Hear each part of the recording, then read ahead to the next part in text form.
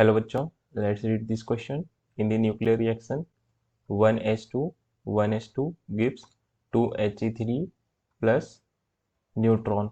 If the mass of deuterium atom is 2.014741 amu, mass of 2He3 atom is equal to 3.016977 amu, and mass of neutron is 1.008987 amu, then the Q value of reaction is nearly. So students, इस question में हमें इस reaction की Q value find करने को बोला गया.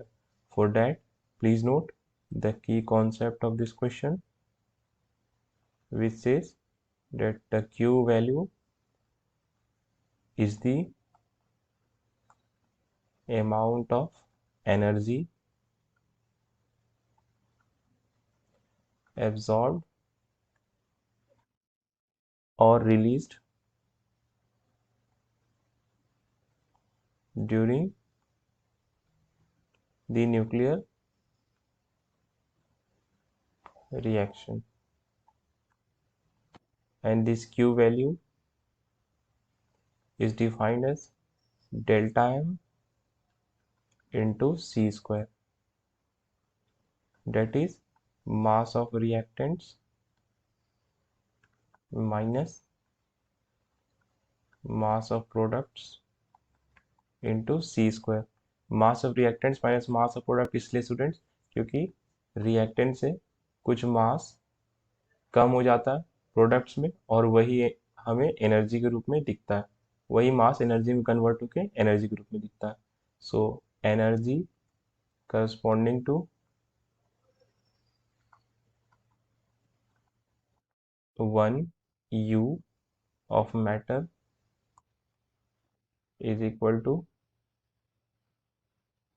931 mega electron volt. So students, let's find the Q value, that is mass of reactants minus mass of product. यहाँ पर ड्यूटेरियम 2 है, 1 और 2. So mass of reactants we can write 2 times mass of deuterium minus products में mass of this mass of 2He3 atom minus mass of neutron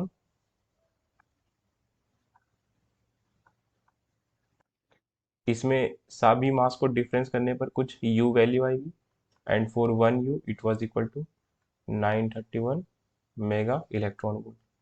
So this is 2 times mass of deuterium. This is 2.0144741 minus mass of 2He. This is 3.01697 minus mass of neutron. This is 1.008987 into 931. On solving ये सभी this will come 0.003518 into 931 mega electron volt.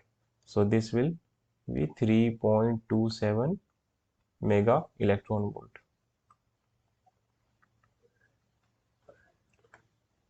So student, this matches with option B of this question.